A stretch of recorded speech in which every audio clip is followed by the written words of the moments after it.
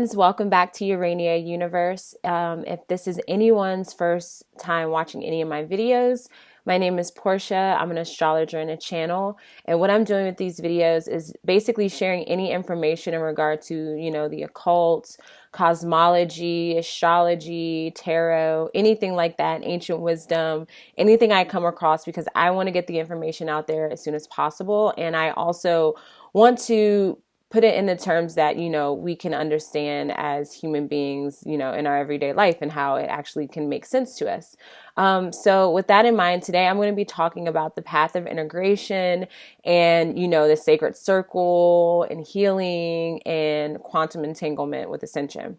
So a lot of us, throughout our spiritual development and our spiritual journey, we have these really high highs and these really low lows, which, sometimes the low lows can be kind of discouraging. And you're just like, well, is this even working? Because I'm doing all my meditation and yoga and everything like that, but I still feel like shit. So I am here to explain what is really happening here, and also words of encouragement as far as like, don't give up. This is all a part of the process. And so how I'm going to start this off is I'm going to talk about the golden spiral and just this Fibonacci, also known as the Fibonacci spiral, the spiral of life. And I want to show you this I drew up earlier as a representation of that spiral. And it's not, my drawing isn't 100% the best, but you get the idea. So, all right, we're going to start here. This is initially the singularity point. This is where we start as source. So this is the being of source. And then source begins to have this thought process and like, oh, I want to learn about the human experience. I want to learn about emotions and limitations, having, free will and be able, and the ability to use my creative energy to, experience things. So here you have this spiraling up. And so, you're at this high peak and you're like, oh, this is great. Like, I'm creating all these things. I got the nature and plants and all of these animals. And then as you go along, you hit this little, downward part where it's like, oh, wait a minute. Like, I have to interact with other people, other beings and their plans. Some things might not work out, and then you spiral up again. You're experiencing, you continue with your practice. Or I guess as source experiencing things, you continue with your journey through that nature, and you're just like, oh, I have so many great friends. This is awesome. Everything's great. And then, maybe you have an experience of a friend like stabs you in the back or does something super shady. And then you're here at this low, low again. Thinking about it as our spiritual journey, here you are, you start and you have this awareness and you're like, oh, I want to really see what there is like more to life, and I want to experience, yoga, meditation, a women's circle. So you're here with like all of these, like this curiosity and these bright ideas. And so say you get into a women's circle and you guys have a powerful ritual, you're here, you're feeling really, really good. And then as the days go by, you get back into the slump, you start feeling all those old, feelings that you've had of negativity, and boom, you're here. Maybe you don't get discouraged and you keep going. You go to your next meeting and, everything's great. And you're like, oh my God, I just manifested all this stuff. And you're at this peak. And then you come back down around and you have this lover that comes back in your life. Oh, am I even doing? Oh yeah, I am going around, right? Sorry. So then here you have this lover that comes back that you thought you dealt with and released. And they're just trying to do like the same dance again, like this drama, and you're like feeling super low. Maybe you got sick or something, like you had a physical manifestation of something, and so you're here again. And then, as you go, you peak and you have these lows. And so this is really, the nature of our being. Like, time within itself, if time actually exists, is cyclical. We experience everything in a cyclical nature. So you're going to have the highs and you're going to have the lows. We tend to want to look at time in this regard and more in a linear fashion, which this isn't 100% how it goes. It doesn't flow like that. It's more so flowing, everything's connected and there's a circular thing and you build. And so for the Fibonacci spiral, as far as, the growth expansion, as far as the numbers, you have like it starts off at 1 and then you have 1 and 1 and then you have like what is it, 2, and then you go to 3. And what it's doing is with with the numbers is that it's building off of itself, like it's going back. So the number pattern with this spiral is, you have the 1, then you have another 1, and then you go back and you're like 1 and 1 is 2, and then 2 and 1 is 3. So there's this reflective period, which I think is really important to notice, because this plays out in our life. And when it comes to integrating certain aspects of ourselves and learning these lessons, you have to go back and reflect. Like you can't just move forward blindly. Like you have to look at what happened in the past and really address that and learn from it, and incorporate that into your soul essence, right? Also, another thing with this too is you can look at it as, as above, so below. And this is, you're constantly creating things here. This is source experiencing itself. This is you experiencing yourself. So you have this one point of your being, you as a part of source, or you as source. And then as you create and manifest, you do create separation, and you create these like soul energies. You create a soul path and separation. So ultimately it does start at this point, but all of these experiences come back to this here. So, yes, the whole point of this is that in that path of integration is that we, have all these different experiences, but it all comes back to this source, and it ties along, and it can go infinitely. So with that in mind, there are tons of examples in nature of this spiral of life. You have it in galaxy formations. You have it in like snails and like the structure of like the inner part of the sunflower. So you'll see this structure happening in nature. And one of the biggest things here is that I want to say is that we experience things in a cycle.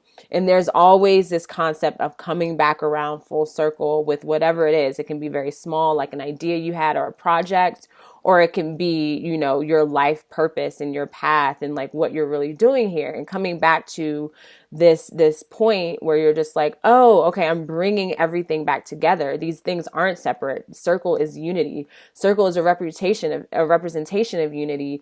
And so what I like about the circle is that there's no hierarchy. So if you even think of a pyramid, those points are connected, but then there's still this higher peak. And if you think about line, if we're looking at lines and things in a linear fashion, then there is this higher level. So within a circle, there is no hierarchy. There's just unity. And so other examples of just the concept of circles and unity and how prevalent it is in our culture is, for one, the medicine wheel. That's a really big example of circle and unity when it comes to healing. So Native Americans, I think it was Cherokee medicine wheel, you have, each aspect here is representation of, north, south, east, west, or, the different elements and like the healing properties of this medicine wheel. Also, cycles, circles are representation in seasons, or the cyclical nature that we experience. We experience that in seasons. So you have, the rebirth, you have like this blossoming energy, and like here I'm here, and like the fertility, and then you have the period where things die off, and like you have this cold period and this really dark period, and then you come back into the life. So there's that continual cycle of seasons in the death, birth, and rebirth. Also, an example is the hieroglyphs within astrology, which, interesting enough, to coincide with the medicine wheel, the hieroglyph for the earth is also a circle with the cross in the middle. So then that's here with the medicine wheel, you're connecting this very sacred symbol with like the natural elements or nature or earth in itself. Also, when you think about sacred circle and healing rituals, whenever you do a ritual, alone or in a group, you cast a circle, and then you're calling in the elements. So once again, there's that medicine wheel aspect, connecting with the nature, and also the aspect of the circle and its healing powers, and just connecting all of these elements and all of these directions together as one to have some type of, spiritual intention. Uchat Buto is a symbol with the Kundalini cycle of death, life, and rebirth. Or did I say that right? Yeah, life, death, and rebirth.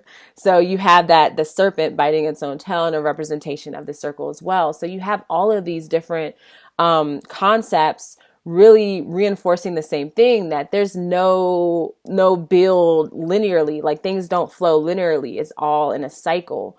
And so you have this idea when it comes to the sacred cycle and healing. The whole point of this path of integration is to really reflect on the past, forgive old aspects of yourself that you haven't really accepted yet. And when it comes to forgiveness, you accept what that is, and then you love that aspect and you integrate that into your being. And that's how you can move forward and not have to deal with that baggage again, because as you move forward in your spiritual, development, if you haven't integrated and transmuted these negative core beliefs, they're going to resurge. That's why a lot of people, I have this myself, I've been experiencing this lately, where it's like, I'm really good at rationalizing my thoughts. However, in my emotions, so I'm just like, okay, this makes sense why I had this with this person, or why I had developed this fear about this, but I haven't really processed that and like accepted it and forgave it and loved it and transmuted that in order to integrate that into my being. So it's like, how can you take that lesson and learn from that and really serve others in a non-sacrificing way? So how can you serve without sacrifice? How can you take that lesson and somehow share it with others, or make it, incorporate that into your being? Because the whole point of, our experience here is learning about emotions and learning about limitations, as well as free will, coupled with divine will, and really going forth with that and reconnecting with source and finding our, aligning with our purpose. And what it means to align with your true purpose is really to have the ability to serve without sacrifice and to serve your community. So, yesterday I actually did I channeled through automatic writing just some information that I wanted to share during this video, and just like on this topic when it comes to healing and sacred circle. So physical, emotional, and psychological discomforts are clues to what your conscious self is requesting to integrate. This is a continual process. Accept, love, and integrate. Once you ascend to reunite with Source, you will then have the eternal grace and bliss you long for in the state of consciousness in the world of form. So really what I was getting at here was that, we are human. We're here to experience human nature. We're here to experience Earth. Unfortunately, we are still about half of us are still in the third dimension. So we still have these fears and negative core beliefs really running the show.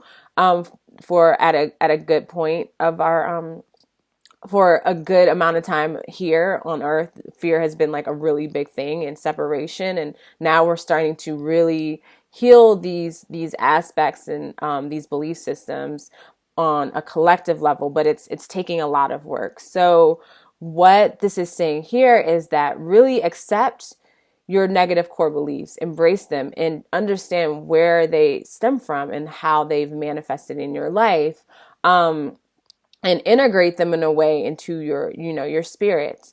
However, this cycle of ups and downs is, it's going to continue to happen until you actually reach the higher levels of consciousness, this higher ascension, because at the end of the day, one, we're here to be human. So we're still gonna, we can't totally go and like, oh, nothing bothers me, I'm so great, life is great. Like, yeah, we have those moments where that's true, but when we actually reach this point of, grace or eternal bliss, then it'll be at a point where we are, probably a light being, and we're not even in this body. And so my point is, don't give up on your spiritual growth and your spiritual journey. Keep your head up. The more connected you are with spirit, and the higher levels of awareness and ascension you experience, I hate to say, like, you're going to experience some tougher battles. You know, you're going to experience some physical manifestations that aren't 100% comfortable, because your body, physically, your body here in this third dimension is trying to catch up with the light body. So you have this quickening process. And so it might become a little bit more difficult. Also, another thing is that when you're shedding negative core beliefs, right? Say if you are having a hard time and you're trying to let go of some emotional things that you're suffering from. Initially, when you start working on that, it's gonna intensify. It's gonna feel worse than it has before, because your subconscious is holding on to that, and your inner child wants to hold on to that, and they're so used to that as habit, that it's going to be really difficult. Like, it's like your higher self and your subconscious or inner child is holding on to that negative core belief, or they're fighting. Your higher self is fighting to help you release it, and your inner child is wanting to hold on to that because it's what, you're comfortable with, what you've known. So initially there's going to be a really big struggle, and you're going to be fighting to really want to release that. And so at first it's going to be really, really intense. But then once you get over that hump and you release that and you accept it and love it and somehow transmute that and integrate that into your spirit and your soul, then you'll be able to ready to take on the next, endeavor or whatever it is. And you'll be at that next level of consciousness and awareness and your spiritual development. So just to let you know that this is all a part of the process, and just to stick with it. And, that's why that we have that saying, what doesn't kill you makes you stronger, because it truly is, some truth there. So with that in mind, guys, I'm pretty sure this is all I had to share with you on this video. If you have any questions about this, reach out to me on my website, uraniauniverse.com, or you can email me at uraniauniverse@yahoo.com. Check me out on Instagram. Leave comments below. I really enjoy your comments. I haven't got any bad ones yet, but at the end of the day, what's good, what's bad anyway. So, yeah, I really enjoy talking with you guys about these topics, and I will definitely have more to come. Namaste.